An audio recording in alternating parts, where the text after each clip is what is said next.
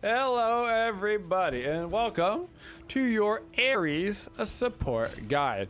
So as a support, you have just gotten your best starter item nerfed. No, this does not mean that you get to buy the other starter items, but basically, long story short, Benevolence had some of the passive XP spooling taken away from it.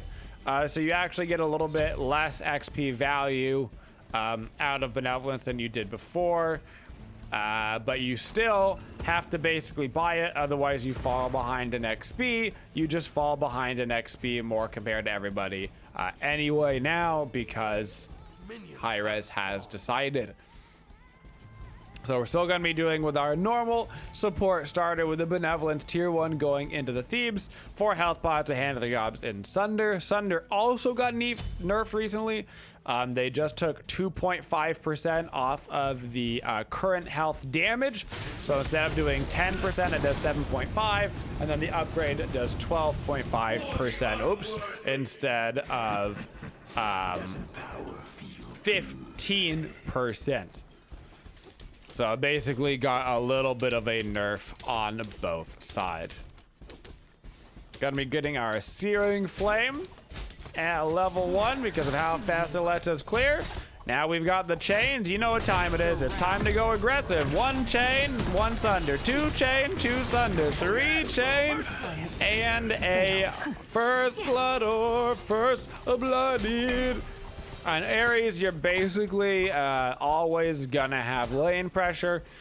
Searing Flame is one of the better lane pressure abilities in the game. In this particular scenario, we are also paired with a Izanami. Izanami Ares, if you lose the lane clear, then something has gone terribly, terribly wrong.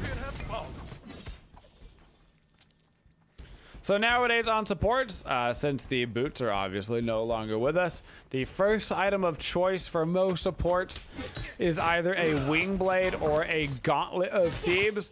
I myself am a rushing Gauntlet of Thebes guy. I think that Gauntlet of Thebes is very strong, and getting it online early helps you get those protections online. I do not particularly like the Wing Blade Rush.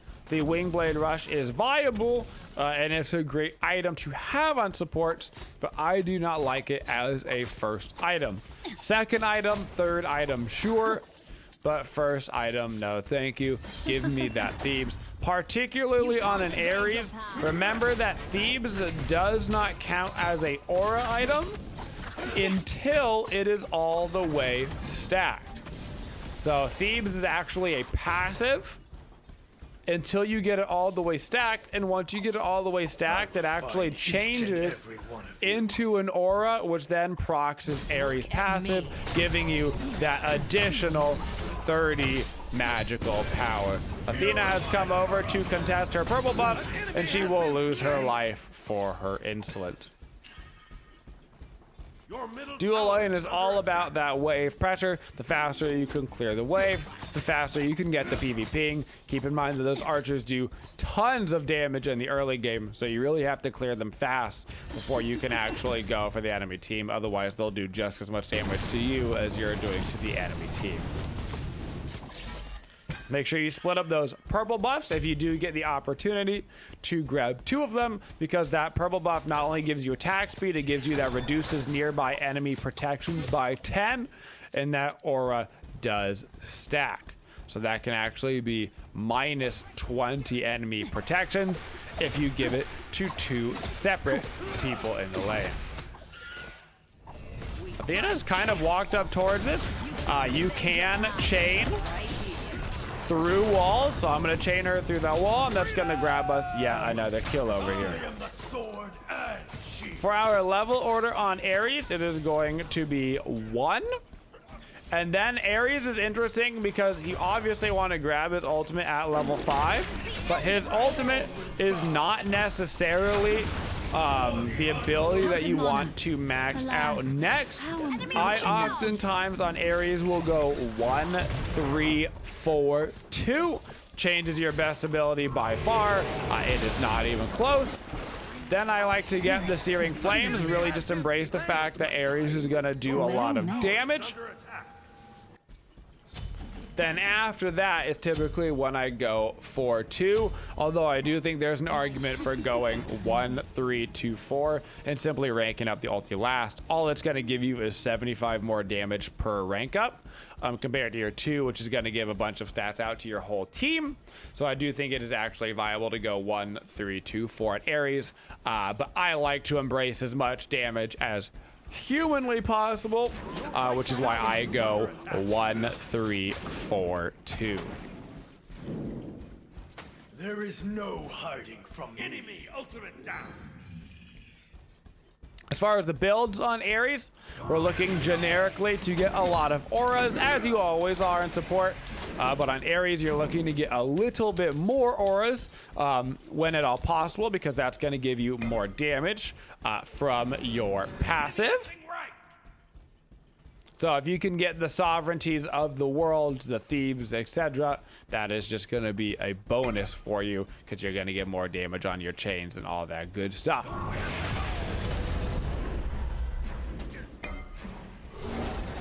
Ares as a whole is kind of an all-around good character. He is meta right now, so he is viable in your casuals and in your rank games. He's got a very strong early game with that Searing Flame for the wave clear. Plus, he's got really good early through mid-game damage with chains. The chain damage in the late game does drop off. It's not quite as strong, but the cripple effect in the late game is really what you end up using it for. In the early stages of the game, though, just this raw damage output is going to actually be quite nice. Now, I'm going to ulti right here. Just kind of pulling back toward my Poseidon. Unfortunately, my Poseidon is actually out of mana, which is unfortunate, so we're not going to be able to capitalize on that Athena. Sorry. Your right tower is under attack.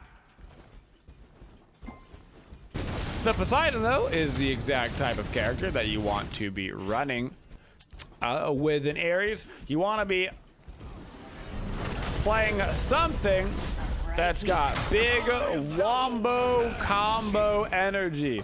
So it doesn't matter if it's a Ra, a Kukulkan, a Poseidon, whatever. Just something that has massive damage follow-up, because if the enemy does not have beads and or a CC immune ultimate, then they're basically guaranteed dead. So you always want to have some big follow-up damage when paired with an Ares. Don't want to get this last hit because I want to get the Thebes stack, so I'm actually just going to go ahead and let the tower hit it. Now, looking at the enemy team, they've got an okay amount of slows, but not enough for me to be crazy concerned about it. I'm allergic to them not having enough slows. So I'm not going to be buying a Wing Blade this game. As a support right now, you should always keep the Wing Blade in mind, because if the enemy has too many slows, then there's a good chance you're going to have to buy it no matter what. Because I don't have to buy a Wing Blade this game, it really opens up a spot in the build to get a Relic Dagger. Relic Dagger is fantastic on Ares because one is going to give you a little bit of movement and cooldown to help you to get in range of your ultimate. But it's also going to lower that Blink Thunder cooldown, just giving you a much easier time to go stupid aggressive. And stupid aggressive is Ares' middle name. Baka jumps in and ultis. Gonna go ahead and just use my ulti right on top of him. Give him a little yoink over towards us, and I just gotta continue to run away. Now, looking at the comp, they've got triple physical, double magical, and one of the magicals is a guardian. So for my next item, I'm gonna go immediately into a sovereignty.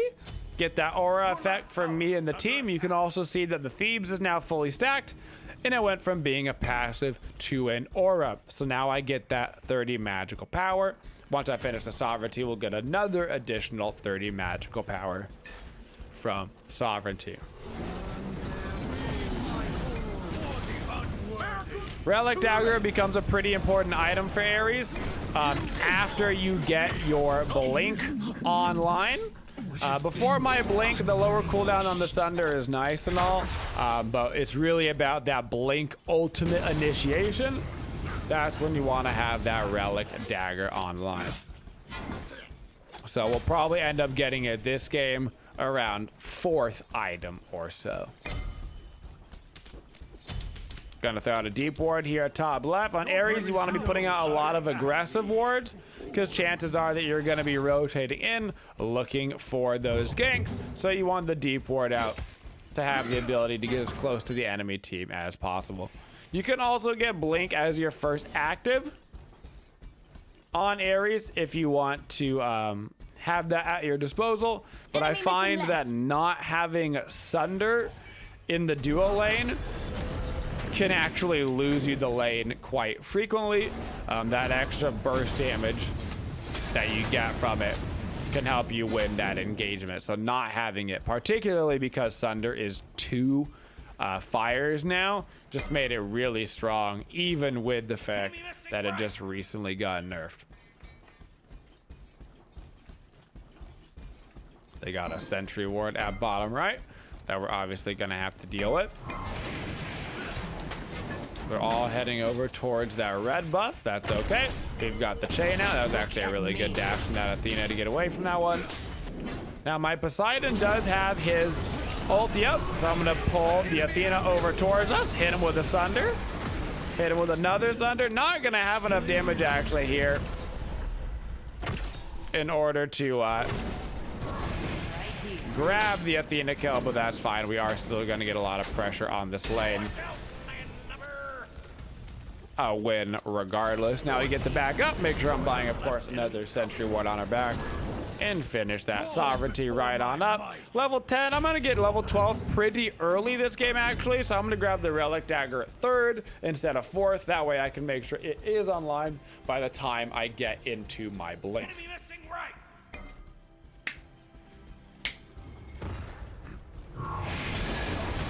Poseidon Zone kindly helping me with my green buff.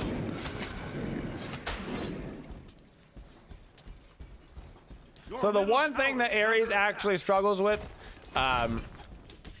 is that he is susceptible to being focused, which is kind of a strange thing as a support. But certain characters can really tear Ares a new one. Guys like Nemesis, who give that protection shred on you, and then they can just kind of walk at you, tend to be very problematic. In Arachne, a lot of those auto-attack junglers tend to really give Ares a hard time, particularly ones that have excessive slows, because unless you've got the wing blade online, you're just gonna sit down and kind of die to them. Unless you can somehow win the 1v1 in the damage department, which, to be fair, you might be able to in the first like 5 to 10 minutes of the game. By the time you get to mid to late game, you will no longer be able to beat them in that 1v1. Now Baka was over here by the back, Carby, so I'm just gonna kind of walk at this Athena. She is very smartly taunting me out of my chains every single fight. I'm gonna throw down a Sunder here on Athena. I'm gonna be looking for a nice triple pull. I wish I had my chain back up right now, but I just don't quite yet. Gonna land myself a nice little triple chain, try to get the bleed onto Morgana, and it does look like we are gonna be able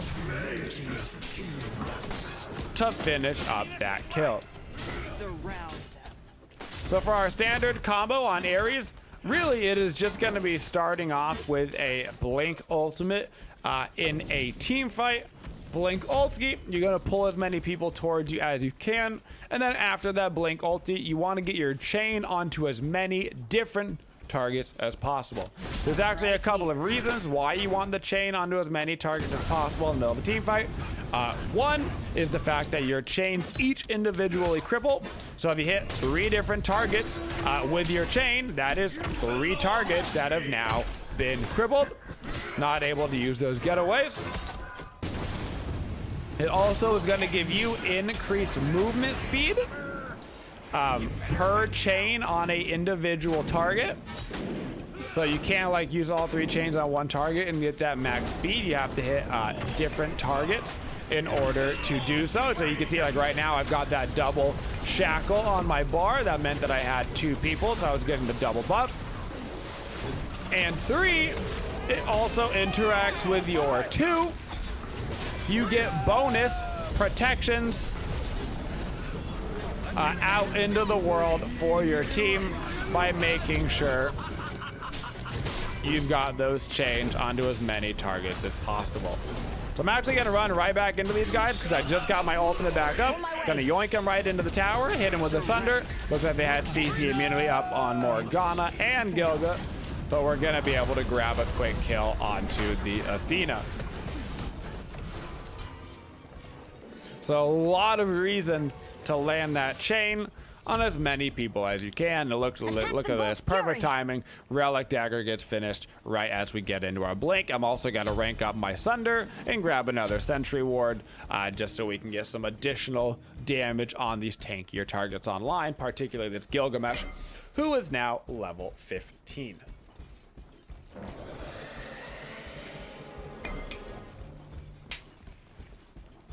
Now, every item that you get on Ares does not have to be a aura. A great example is going to be the item that I'm going to get next, which is Talisman of Energy. Talisman of Energy is a passive, not a aura, but it is also one of the better items in the game. I would highly recommend having one on your team. Your solo laner might pick it up, so you might not have to be responsible for it. As a support, but having the bonus movement speed and attack speed for your team is basically unbeatable. Just having that to catch up to people, to run away, get the extra damage for your hunter. And stat-wise, it's a great way to get some more magical protections into your build as well. Now, you don't need a ton of magical protections in your support builds most of the time. One is physical gods are simply more prominent right now than magical gods. Like this game, they've got 3 physical damage dealers and only 2 magical, with one of those being the Guardian. But also, you're inevitably going to have the Benevolence, which you're going to rank up into a Compassion, and Compassion is going to give you 60 magical protections. Those 60 magical protections are going to help you out a lot, so you don't necessarily need a ton of them earlier in the game. You can just utilize those protections that you're getting from that Compassion. Now we need to back it up here. I'm going to try to get back towards my Poseidon. Gonna throw down a Sunder onto the Morgana. Now this is kind of an awkward spot for us all to be in. Just trying to get my chains out, as many people as I can. A quick Morgana kill here would help us out a lot. And we still lost a couple, but it's not that bad. Athena just kind of dashed into me, so I'm gonna go back towards the Baka, towards the Athena. I'm gonna try to land a nice little pull here. We land the chain right there onto the Baka. I know that Danza does not have any beads or Aegis up, and I see that my Bellona is rotating over.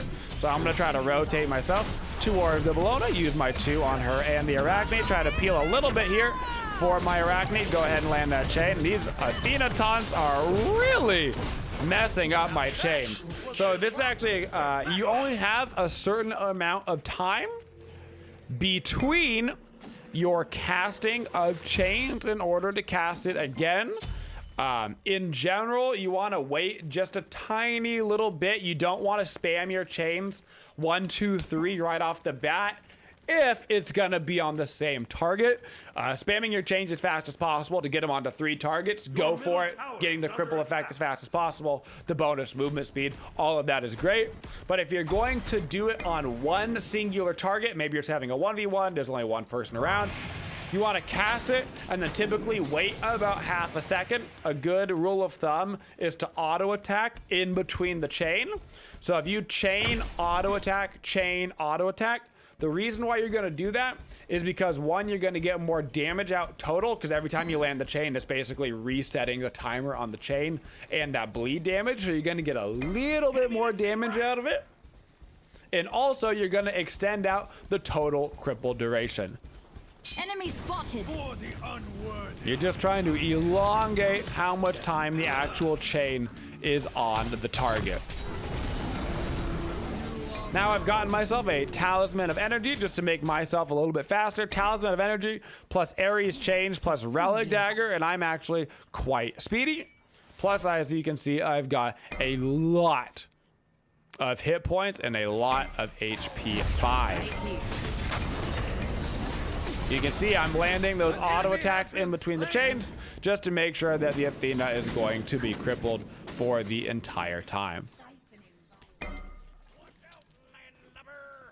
Now, if we could get one more pick right here, we could actually look towards this fire giant. Thought I saw somebody over here in right-hand side. I did. Gonna go ahead and blink towards this Gilga.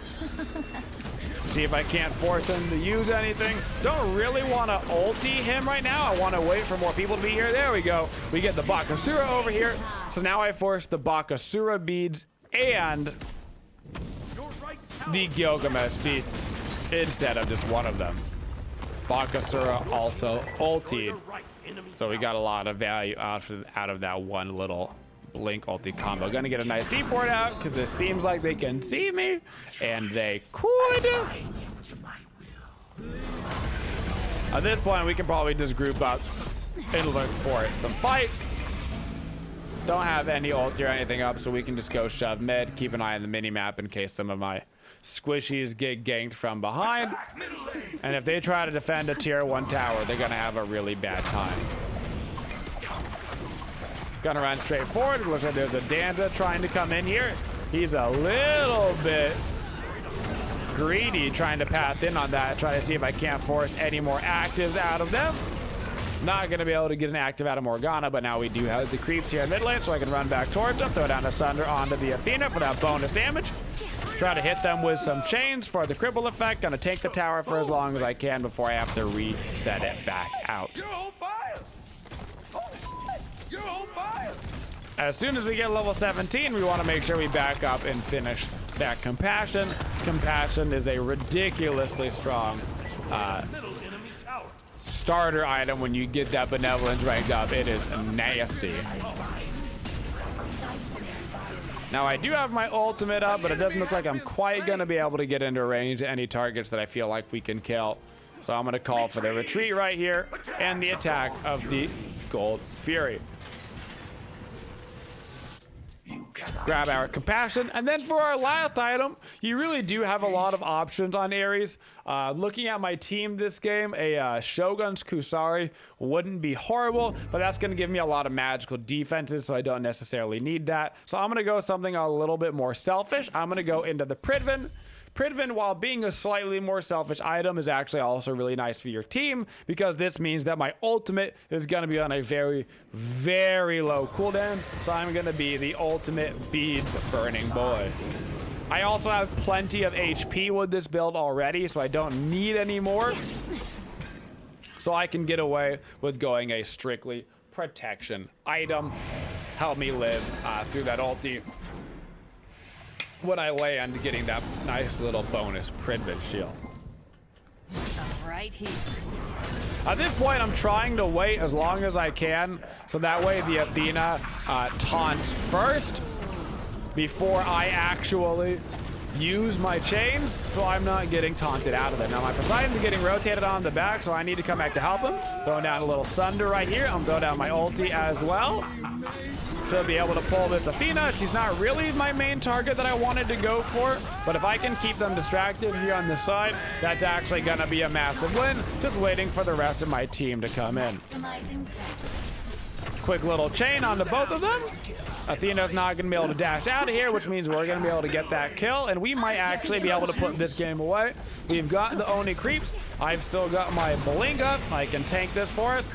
I'm gonna call for the attack the Titan. We've got a Bellona ult for those Your team has destroyed a middle auras she's gonna be able to give out to the team. Just gonna land my chains on the Gilga. He's gonna run away. Our Bellona is not actually with us right now, and they're gonna be up in 5 seconds, so this is gonna get a little bit awkward, but I think as long as we actually focus the Titan, we should be okay to wrap this one up. A So on battle Ares, you nobly gotta be fought. playing Fare thee aggressive. You well. gotta be all up in the enemy's business. Make sure you are spreading out those chains in order to get that bonus movement speed for yourself to help keep you alive, as well as that cripple on as many people. Do not forget, Ares Ultimate and Ares Chains both go through walls. They both go through walls, so they do not have to be annoying for you, so feel free to be free casting right on through those in order to burn people's beads, burn their CC immune, all of that stuff, guys. And that is our Ares support guide. Thank you for supporting the Twitchiest community. If you'd like to see more videos, make sure you subscribe to the channel and always hit that bell for notifications so you don't miss any of the upcoming videos. Thank you for all your support and have a Twitchin' day, y'all.